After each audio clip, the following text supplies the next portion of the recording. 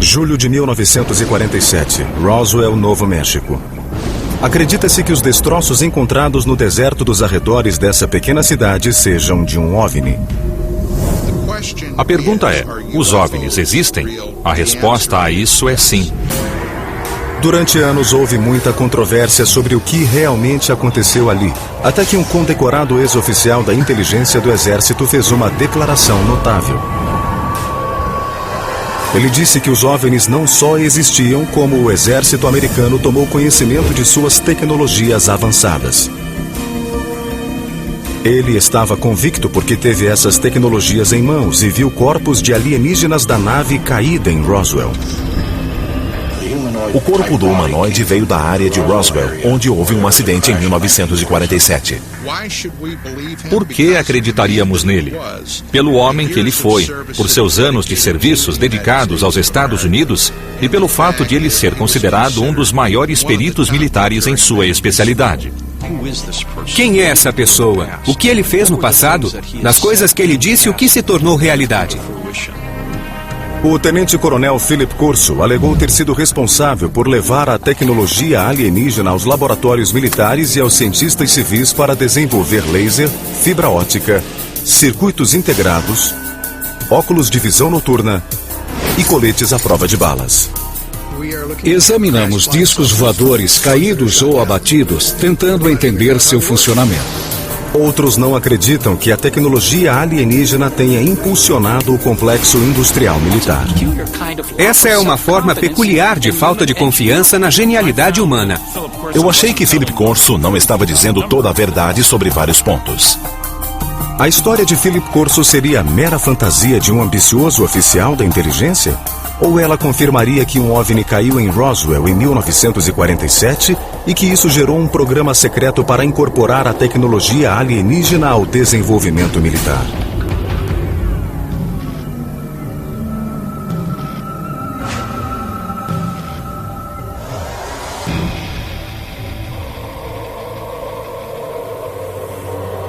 O dia seguinte a Roswell. No verão de 1947, o major Philip Corso estava em patrulha na base do exército de Fort Riley, Kansas, quando avistou algo que desafiou tudo o que ele sabia sobre céus e terra.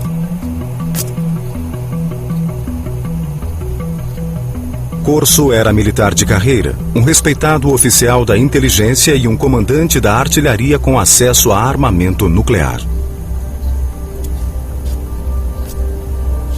Corso jura que viu em um caixote dentro do depósito da base uma forma de vida de outro planeta.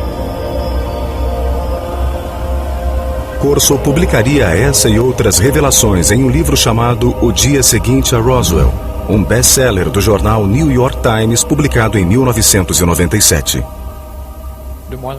Em uma das noites de autógrafos, 5 coronéis o procuraram e viram que meu pai estava muito seguro de tudo o que havia escrito. Corso morreu em 1998. Mas o material que ele apresentou em seu livro ainda gera controvérsias. Agora, pela primeira vez, a história completa de sua carreira militar e de suas surpreendentes declarações sobre OVNIs será contada na televisão.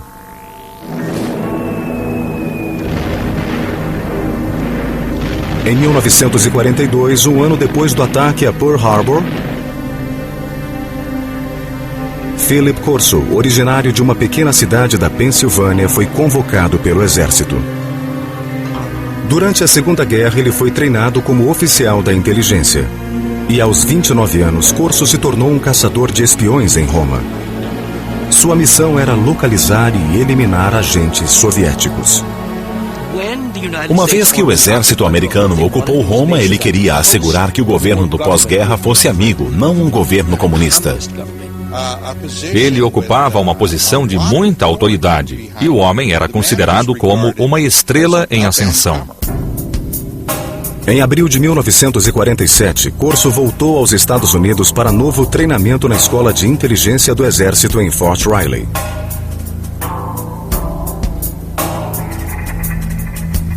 Três meses depois, em julho de 1947, aconteceu a fatídica noite do suposto encontro que o abalou profundamente.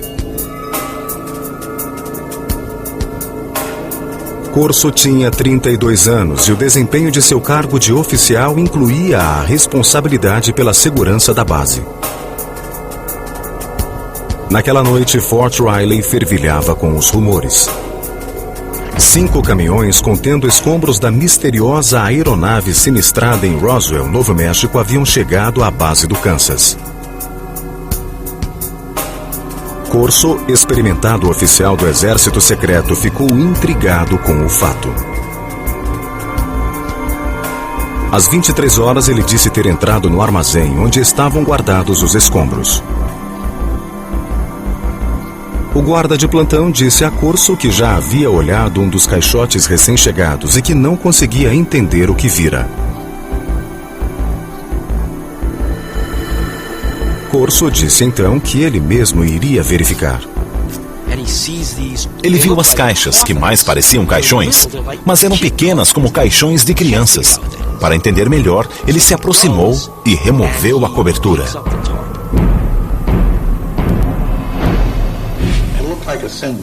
Parecia um pequeno corpo, humanoide, com uma cabeça grande e grandes olhos, não muito oblongos. Seu formato não era tão largo, como eu disse, como o nosso corpo. Corso disse que esse foi seu primeiro encontro com extraterrestres, mas que não foi o último, nem o mais significativo. Mais tarde, ele receberia arquivos ultra-secretos e artefatos alienígenas que, segundo ele, gerariam uma nova ordem tecnológica mundial. Mas isso demoraria mais de uma década para acontecer.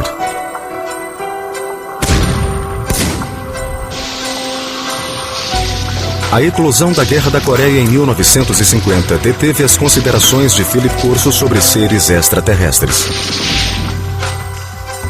Ele se juntou à equipe do general Douglas MacArthur como especialista em artilharia para as forças da ONU. Depois do armistício de 1953, ele ficou na Ásia servindo como oficial da inteligência para repatriar americanos e prisioneiros de guerra aliados. Conheci Philip Corso porque ele foi oficial de projetos especiais do Comando do Extremo Oriente para prisioneiros de guerra. E mais tarde, teve o mesmo papel no Conselho de Segurança Nacional como assessor da Casa Branca no governo Eisenhower. De acordo com os registros militares, em julho de 1953, Corso foi promovido ao posto de tenente-coronel. Ele alegou que, como assessor de confiança do presidente Eisenhower, informou sobre o que acreditava ser uma crescente infiltração da KGB na CIA. Corso insistiu muito nisso no Conselho de Segurança Nacional e junto a Eisenhower. Corso declarou que Eisenhower o recompensou com seu próprio comando de combate. Em 1957, os registros militares confirmam que Corso foi posto no comando de um batalhão de artilharia nas instalações de mísseis de Red Canyon. Em outubro do mesmo ano, Corso ganhou o comando de um batalhão na Alemanha Ocidental, onde desenvolveu novas estratégias de ataque com armas nucleares. Ele demonstrou que podia fazer várias coisas, que sabia seguir ordens, mas que tinha iniciativa. Ele, sozinho, tinha o comando sobre uma bateria de armas nucleares. Na eventualidade de uma guerra com a União Soviética, nos anos 50, quando Corso estava na Alemanha, ele teria a autoridade individual de lançar mísseis nucleares.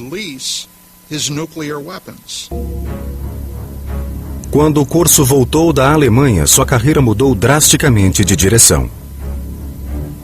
O talentoso oficial da inteligência, destemido caçador de espiões e comandante da artilharia com acesso ao armamento mais poderoso do mundo, tornou-se reservista da Guarda Nacional. Em outubro de 1960, Corso, praticamente aposentado, tornou-se assessor de uma base da Guarda Nacional em Maryland. Isso sugere que alguns estivessem descontentes com ele. Mas pode-se dizer também que ele não estava capacitado. Mas os adeptos de Corso dizem que ele estava sendo preparado para sua maior e mais secreta missão. Surgiu alguém para reconduzir a carreira de Corso. Esse alguém era Arthur Trudeau. O general Arthur Trudeau foi um poderoso mentor para Philip Corso. Graduado em West Point na classe de 1924, Trudeau logo ganhou a reputação de oficial de visão e receptivo à alta tecnologia. Na era da Guerra Fria, ele esteve na vanguarda do treinamento tecnológico para oficiais da inteligência e em 1958 ele foi nomeado diretor de pesquisa e desenvolvimento do Exército. Assim que Trudeau teve chance, ele nomeou Corso, iniciando sua carreira em pesquisa e desenvolvimento do Exército. O general me chamou e disse que eu deveria formar e chefiar uma divisão de tecnologia estrangeira. Minha sala ficaria no andar de baixo da sala dele. Até este ponto de sua carreira, o trabalho de Corso no Exército é facilmente verificável pelo exame dos registros militares. Ele trabalhava no Pentágono, tinha uma sala ali, eu tenho um registro. Ele trabalhava para Trudeau e o conhecia muito bem, isso não se questiona. Mas após a nomeação no Pentágono, reconstituir o percurso de Corso e confirmar suas afirmações se tornou muito mais difícil. Corso escreveu que sua função no Pentágono envolvia analisar equipamentos militares estrangeiros, como os armamentos de helicópteros desenvolvidos pelos franceses ou o caça britânico de decolagem e pouso vertical. Depois, ele promoveria a chamada reversão da tecnologia. Ao longo dos anos, os militares desenvolveram projetos com base na tecnologia de equipamentos inimigos capturados por forças americanas. Uma das tarefas de Corso era obter essa tecnologia estrangeira, essa tecnologia francesa e revertê-la. Então, se o resultado fosse bom, ele seria adicionado à nossa evolução tecnológica. A reversão tecnológica tinha papel importante na espionagem durante a Guerra Fria. Os soviéticos usaram um jato Sabre americano para reverter tecnologia americana. E os Estados Unidos capturaram MiGs soviéticos para reverter tecnologia soviética. A rotina de trabalho de Corso envolvia analisar tecnologia estrangeira, mas essa tarefa logo seria alterada. Pouco depois de 20 de julho de 1961, Corso disse que o general Trudeau o chamou à sua sala e lhe deu uma surpreendente missão: examinar a tecnologia de uma nave espacial capturada em 1947 após cair em Roswell, Novo México. Trudeau mandou entregar um arquivo de aço na sala de Corso, no Pentágono. Dentro dele, disse Corso, havia a prova cabal da visita de alienígenas à Terra e uma tecnologia alienígena que Corso usaria para revolucionar o mundo.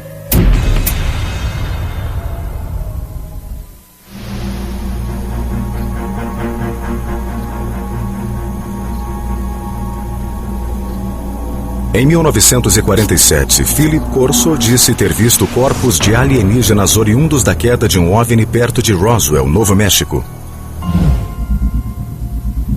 A descrição de Corso coincide com a daqueles que se declararam testemunhas oculares do desastre.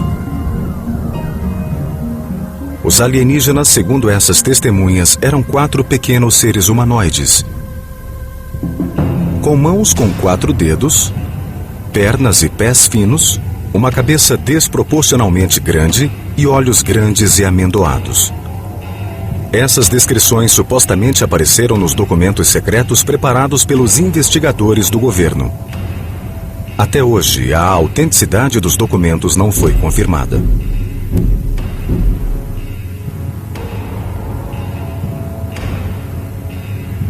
Corso insistiu que não havia contado a ninguém o que vira em Fort Riley.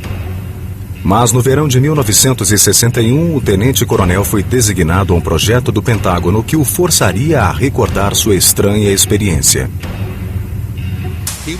Ele foi designado para chefiar as pesquisas de desenvolvimento do Exército no Pentágono, novamente um cargo com muita autoridade. Sua meta era colocar a superioridade do exército americano décadas à frente de seu tempo. Nós tínhamos o conhecimento, nós tínhamos a organização, o dinheiro e os cérebros para isso. E nós o fizemos. Corso disse que durante a Guerra Fria o governo tinha duas grandes apreensões: que os russos tivessem acesso ao material alienígena e que os alienígenas usassem sua superioridade tecnológica para invadir a Terra. Segundo Corso, um simples arquivo de aço guardava materiais extraordinários recolhidos do desastre de Roswell.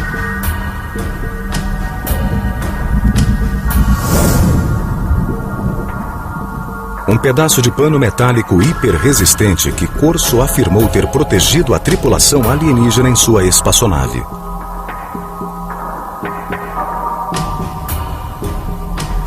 Um tubo que parecia emitir um raio de luz vermelha. Corso imaginava que pudesse ser um instrumento cirúrgico ou uma arma.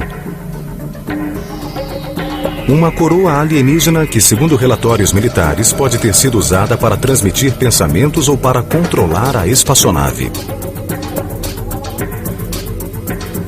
Um conjunto de circuitos impressos em miniatura. Talvez um microcircuito pré-fabricado.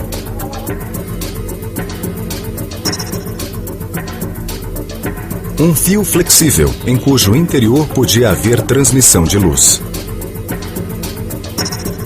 E uma lente que permitia enxergar no escuro, supostamente tirada do olho de um dos alienígenas. Para entender melhor o conteúdo do arquivo de aço, Corso disse ter mergulhado nos documentos secretos do governo que reportavam tecnologias supostamente encontradas em Roswell. Segundo os relatórios que Corso alegou ter lido, alguns dos mais ilustres cientistas do mundo, homens como Wernher von Braun e Robert Oppenheimer, tiveram acesso ao local da queda em Roswell. Corso teria recebido autorização do general Trudeau para reunir uma equipe de elite. Eu poderia colocar quem eu quisesse nessa equipe, engenheiros, cientistas. Eu disse que colocaria até alemães. Eu disse que poria 1 ou 2 alemães, além dos cientistas americanos. Corso afirmou que, com base em sua leitura atenta dos relatórios de Roswell, ele desenvolveu uma teoria própria sobre o funcionamento das naves alienígenas. Corso disse que a espaçonave tinha meios de saltar. Ela não voava normalmente de um lugar a outro, ela pulava. Ele disse que isso era claro, que havia uma onda ao redor da nave que permitia, de algum modo, que ela fosse não uma espaçonave, mas uma máquina do tempo.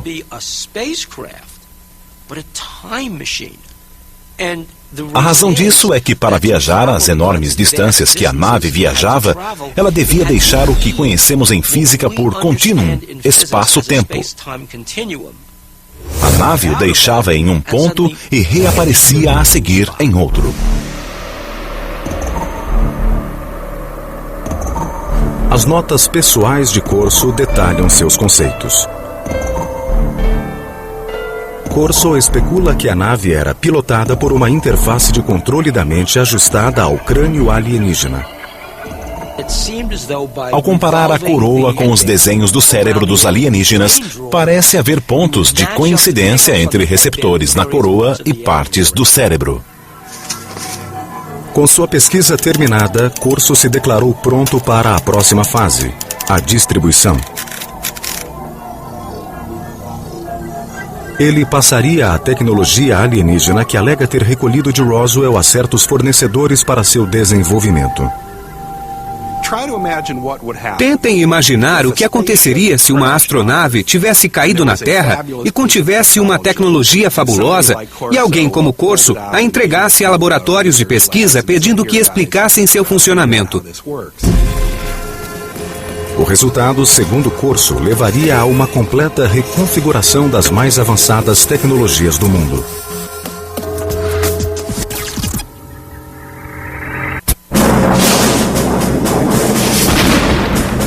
No início dos anos 60, o poderio militar americano estava direcionado para a Guerra Fria e o tenente-coronel Philip Corso queria trazer a tecnologia alienígena de Roswell para o cenário.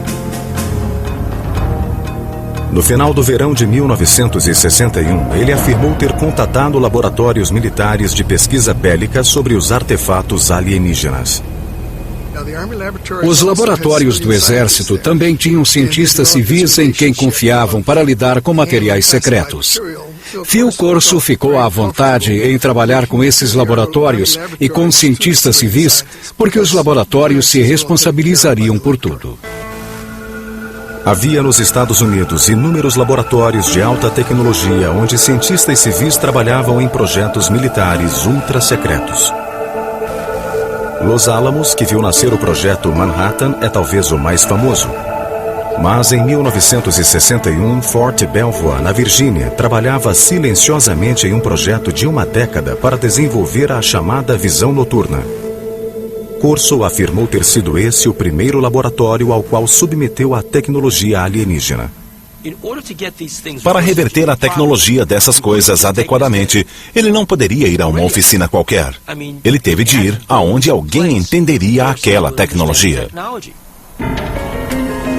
Segundo Corso, as testemunhas oculares de Roswell reportaram que a nave alienígena tinha uma tecnologia de intensificação de imagem. Se alguém entrasse na nave e olhasse para fora, o mundo pareceria brilhante como o dia, mesmo à noite. Ainda segundo ele, uma lente retirada do olho de um dos alienígenas tinha a propriedade de intensificar a luz. Ninguém sabia como as duas coisas se relacionavam, mas ele sabia de seu valor potencial. No fim do verão de 1961, Corso ajudou os cientistas de Fort Belvoir ao mostrar-lhes a lente alienígena de intensificação da luz e possivelmente outras tecnologias de luz da nave de Roswell. Apesar de acharmos que há uma clara linha de desenvolvimento desse tipo de tecnologia remontando à Segunda Guerra Mundial, essa tecnologia explodiu geometricamente a partir dessa época. Mas isso poderia ser atribuído à tecnologia recolhida em Roswell, como queria Corso? Segundo ele, poderia.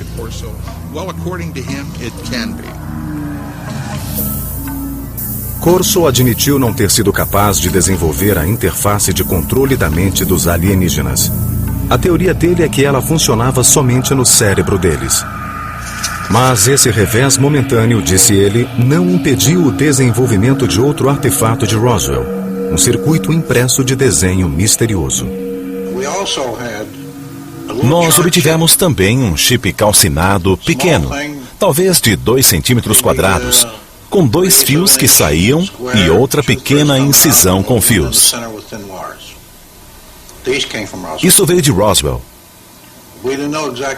Nós não conhecíamos bem a função dos circuitos integrados, mas suspeitávamos que fossem circuitos elétricos. Corso afirmou ter levado os objetos aos laboratórios Bell que haviam desenvolvido os transistores 14 anos antes. Ele disse que os cientistas da Bell puderam analisar e depois recriar o microchip alienígena. O que haveria se algo assim acontecesse? Bem, o que haveria é que em muito pouco tempo o mundo seria radicalmente transformado. Não há dúvida de que depois do desenvolvimento do circuito integrado no início dos anos 60, o mundo se transformou. Aparelhos eletrônicos, de telefones celulares a computadores laptop se tornaram realidade. Corso alegou que o suposto microchip de Roswell ficou danificado pelo desastre. Mas em seu poder havia outro objeto alienígena, cujo funcionamento parecia perfeito. Através dos relatórios, ele sabia que quando se apontava esse raio, ele causava queimaduras à superfície do objeto visado. Corso disse ter lido nos relatórios militares secretos que o artefato de Roswell, aparentemente capaz de abrir buracos em paredes, era uma espécie de ferramenta de corte, talvez usada em cirurgias. Na Hughes Aircraft do final dos anos 50 ao início dos anos 60, pesquisadores trabalharam no que viria a ser o primeiro aparelho de localização e mira a laser de aviões militares. Os engenheiros encontraram obstáculos na tentativa de criar um aparelho prático. Mas quando Corso mostrou a ferramenta de corte alienígena, os problemas acabaram. O processo se acelerou após 1960 porque as pessoas imaginaram novos modos de fazer lasers. E isso trouxe avanço à ciência e à engenharia. O arquivo de aço de Corso continha ainda outro tesouro vindo de Roswell. Eram tubos de vidro. Eles emitiam luzes de diferentes cores. Eles foram mandados aos laboratórios Bell. A partir disso, deu-se um dos maiores avanços, creio que resultaram na atual fibra óptica. Muitos pesquisadores de OVNIs teorizam que a espaçonave não tinha fiação, porque em seu lugar foram usados cabos de fibra óptica. Transmitir informações através da luz não era uma tecnologia nova. Ela datava da época de um pioneiro do telefone, Alexander Graham Bell, que fez um experimento com um aparelho chamado fotofone em 1880. A maioria das pessoas nunca ouviu falar disso, mas naquela época, cientistas sérios acharam a invenção do fotofone mais impressionante do que a do telefone. O fotofone era um modo de transmitir um sinal de voz sobre um raio de luz. As pesquisas de Corso sugeriam que a transmissão de dados pela luz falhara porque os cientistas não podiam fazer um raio de luz contornar uma curva. Mas Corso afirmava que o artefato de Roswell podia conter a resposta. Eles viram aquela primeira fibra de vidro, surpresos de a luz fazer uma curva. Como a luz podia fazer uma curva? Depois concluíram que a razão era porque a fibra estava encapada. A capa foi a descoberta-chave para fazer as fibras ópticas funcionar. Apesar de a fibra óptica só ser usada em larga escala nos anos 70, pesquisadores de OVNIs acreditam que a capa do artefato alienígena, uma cobertura externa que conduzia a luz pela fibra, tornou possível o avanço dessa tecnologia na Terra. Corso também disse ter examinado curiosas fibras superfortes que os relatórios militares dizem vir dos uniformes de voo dos alienígenas. O que me surpreendeu naquele tecido foi a trama, que não se podia cortar nem com uma navalha. Mas eram fibras. Em seu livro, Corso oferece uma teoria sobre a composição das fibras dos uniformes alienígenas. O corpo dos alienígenas, ou sua parte mais vulnerável, era protegido de energias que deviam ser incríveis, pela enorme resistência do tecido, que de algum modo formava um escudo. Corso disse também que eles não vestiam os uniformes, que pareciam entranhados na pele, que vinham de dentro como um casulo.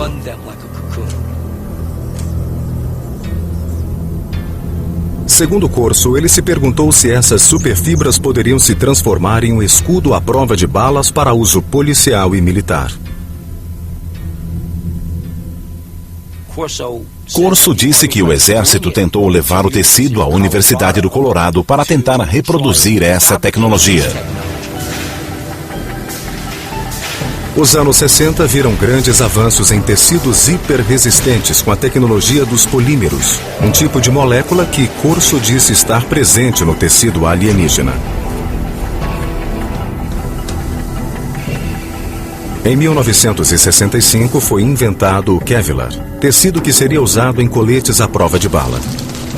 Outra evidência, segundo Corso, do impacto da tecnologia alienígena. Não há como negar que o período em que Corso trabalhou no Pentágono coincide com um período de rápido crescimento tecnológico dos Estados Unidos. Os defensores de Corso dizem que a tecnologia alienígena teve seu papel, mas outros veem as coisas de modo muito diferente.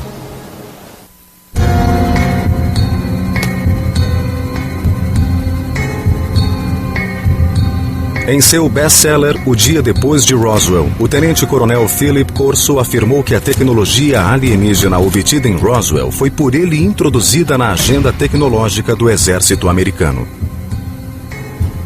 Mas outros dizem que o salto científico dos anos 60 não foi dado por um herói, e muito menos com a ajuda alienígena. É bom pensar em um herói que nos leva a um novo mundo tecnológico aprendido com discos voadores. Parece ótimo. Mas eu trabalhei em muitos campos de pesquisa e desenvolvimento e sei que não é assim que funciona. Em um programa de avião com propulsão nuclear, empregamos 3.500 pessoas, 1.100 engenheiros e cientistas e gastamos $100 milhões por ano. Esse foi o esforço necessário para desenvolver uma nova tecnologia, e isso em moeda de 1958.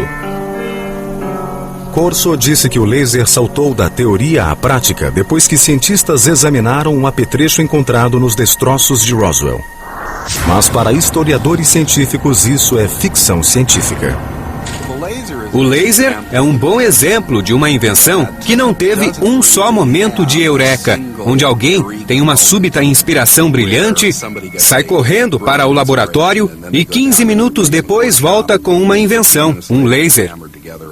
O laser começou em 1951, quando um físico da Universidade de Colômbia fazia uma caminhada em Washington.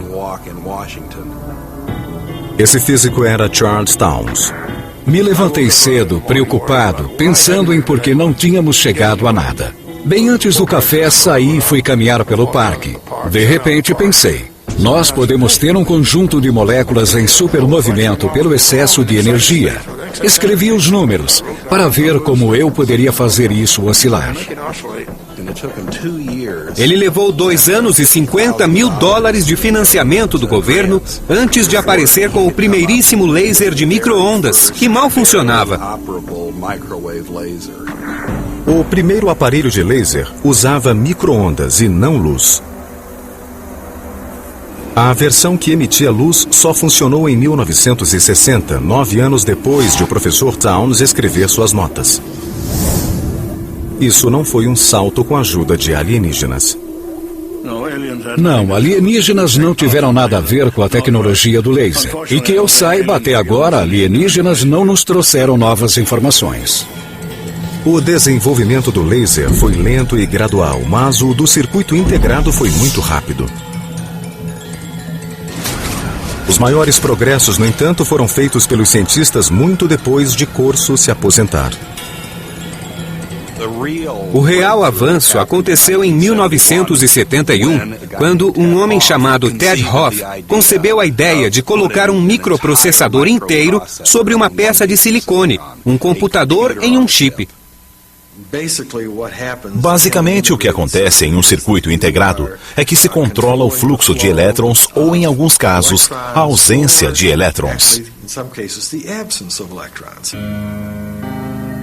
Ted Hoff, conhecido como o arquiteto do microprocessador, começou a trabalhar com circuitos integrados em 1968. Hoff discorda da afirmação de Corso de que um chip alienígena capturado em Roswell antecipou sua concepção aqui na Terra. Em um cenário de desastre deve ter havido danos, e esses danos podem dificultar a análise de um objeto. E mesmo que o objeto não estivesse danificado, seria necessário um contexto.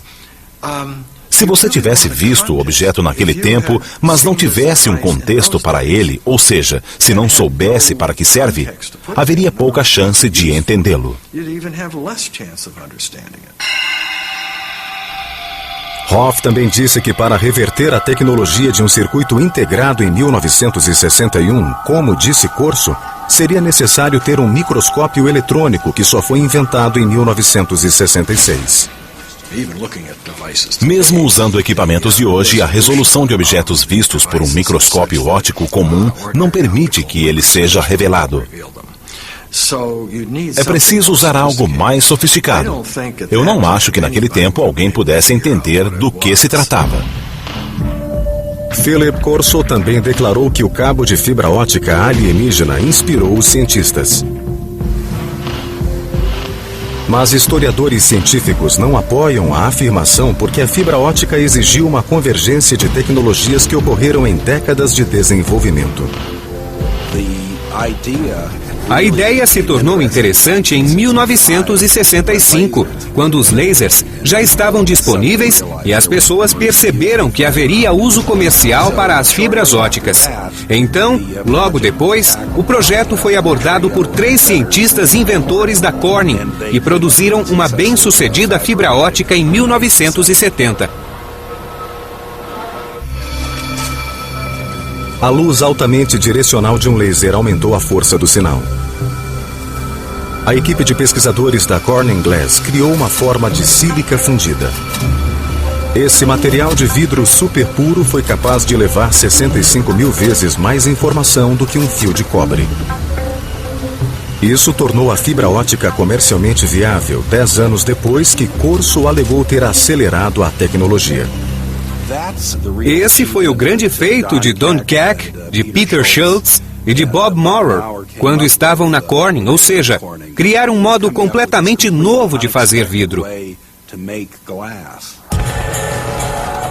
Corso também declarou ter inspirado um salto na tecnologia de ampliação de sinal de luz. Mas os historiadores científicos dizem que a tecnologia de transformar a noite em dia também levou décadas para acontecer. O progresso foi tão gradual que remonta à década de 40, quando radares de intensificação de imagens foram usados pelos aliados na Guerra do Pacífico. O primeiro equipamento de visão noturna usava imagens térmicas. Desenvolvido pelos alemães na Segunda Guerra, ele tornava a energia calorífica em um espectro visível, usando luz infravermelha e um receptor. No início dos anos 60, William Spicer, um pesquisador do Departamento de Defesa, criou a tecnologia de intensificação de imagens. Os cientistas de Fort Belvoir usaram o trabalho dele como ponto de partida. A intensificação de imagens não requer luz adicional. Funcionando como um rádio que recebe ondas curtas, ela amplifica a luz existente. Os intensificadores de imagem atuais são tão pequenos que podem ser usados em óculos e podem amplificar a luz 35.000 vezes. Cientistas sugerem que se Corso realmente mostrou um amplificador de imagens aos pesquisadores nos anos 60, isso de pouco serviu para acelerar o progresso da tecnologia. A engenharia que se exigia progrediu muito lentamente. Fazer a visão noturna funcionar dependia em grande parte de uma engenharia espetacular. Finalmente, segundo peritos científicos, as superfibras de Corso não vieram de uniformes espaciais alienígenas, mas de anos de pesquisas de uma cientista chamada Stephanie Kuolek, que trabalhou para a empresa DuPont. Ela aprendeu a organizar cadeias superfortes de átomos em 1965 e em 1971 o Kevlar chegou ao mercado. A teoria de que algo como o Kevlar veio de um disco voador me parece desrespeitosa para com alguém como Stephanie Kuolek, que despendeu enormes esforços, anos de sua vida, uma tremenda dedicação e capacidade mental para desvendar os segredos da natureza.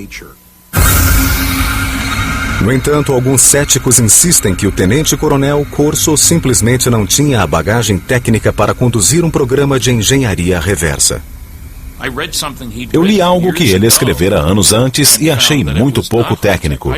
Trabalhei na General Electric, Westinghouse, General Motors, TRW Systems, McDonnell Douglas. Sempre com muitos técnicos. Eu mesmo sou físico. Eu não vi nada no que Corso escreveu que mostrasse que ele tivesse conhecimento, habilidade, talento, coisas básicas, para tratar dessas questões e realizá-las. Para isso, Corso tinha uma resposta. Alegava que sua equipe de cientistas de elite o ajudou a interpretar os objetos de Roswell. Eu não tive treinamento científico algum e tudo era muito técnico. Mas os cientistas alemães estavam lá.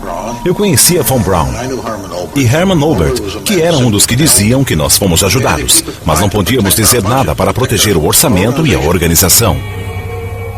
Para os céticos, há ainda o aspecto da patente de Corso. Um tenente-coronel, dizem alguns, não comandaria as coisas que Corso alegava comandar. Eu acho que uma indicação de seu valor para os militares estaria no fato de ele não ser coronel, apesar de todos os anos de serviço. Mas outros endossam as afirmações de Corso, em especial os que dizem conhecer bem os métodos do exército americano. Naquele tempo, um tenente-coronel tinha muito mais autoridade e posição do que hoje em dia. E mesmo hoje, há tenentes-coronéis que sabem muito de táticas importantes e até de planejamento estratégico e operacional. Todos os fornecedores militares com quem Corso disse ter trabalhado negaram qualquer envolvimento com tecnologias alienígenas ou qualquer impulso dado por elas. Não há memorandos, diretivas ou papéis de trabalho que corroborem as afirmações de Corso sobre levar a cabo qualquer reversão de tecnologia alienígena. Mas quem apoia Corso diz que não há papéis por uma razão muito simples.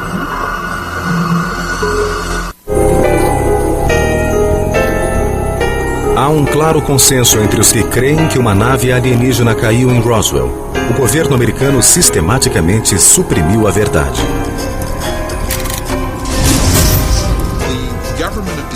O governo dos Estados Unidos, bem como outros pelo mundo, fez de tudo para manter a questão envolta em grande segredo, sob um manto de mistério. Philip Corso disse que ele também teve de manter seu programa de reversão de tecnologia em segredo. Não podíamos discutir. Nossas decisões só podiam ser discutidas entre nós. Nós íamos bem, tínhamos autoridade e dinheiro para nossos projetos de desenvolvimento.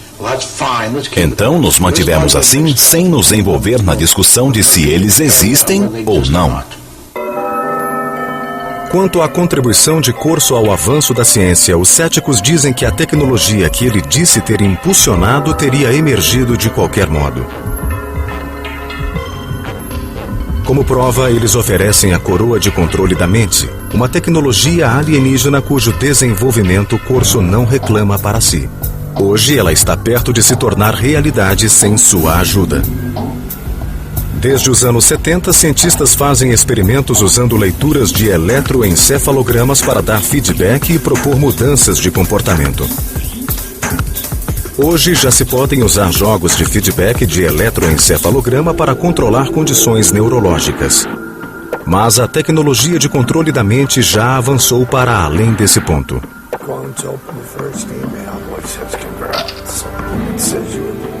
Em 2004, pesquisadores receberam aprovação do FDA para testar implantes cerebrais destinados a permitir que pessoas deficientes controlem um computador usando o pensamento.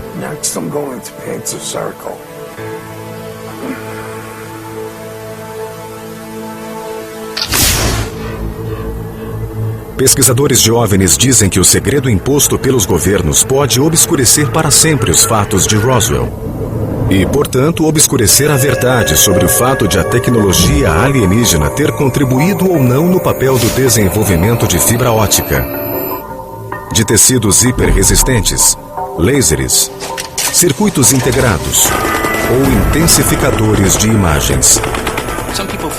Alguns acham, por exemplo, que alienígenas intervieram em 3500 a.C. no Egito para ajudar na construção das pirâmides. Sabemos muito bem que os egípcios eram perfeitamente capazes de colocar grandes blocos uns sobre os outros. Se os egípcios, de repente, tivessem desenvolvido telefones celulares ou algo assim, eu diria que sim, que poderia ser uma intervenção. Mas não foi assim. O tenente-coronel Philip Corso pode ser questionado. Suas ideias podem ser contestadas e suas predições descartadas como ficção científica. Mas seu impacto na lenda dos OVNIs e sua experiência pessoal não podem ser minimizadas. Os militares, o Pentágono, o governo dos Estados Unidos não dão esse tipo de autoridade a um maluco qualquer. Esse homem era muito considerado, muito respeitado. O que eu tenho a perder na minha idade? Eu devo contar a história a meus netos, porque eu não sei por quanto tempo eu estarei por aqui. Quando eu for, tudo irá comigo.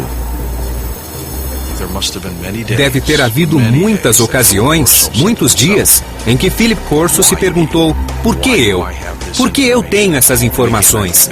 Eu acho que isso o deve ter perseguido por muitos anos. É difícil manter um segredo assim dentro de si. Meu pai disse que até hoje apenas 10% da história foi contada. O restante é confidencial.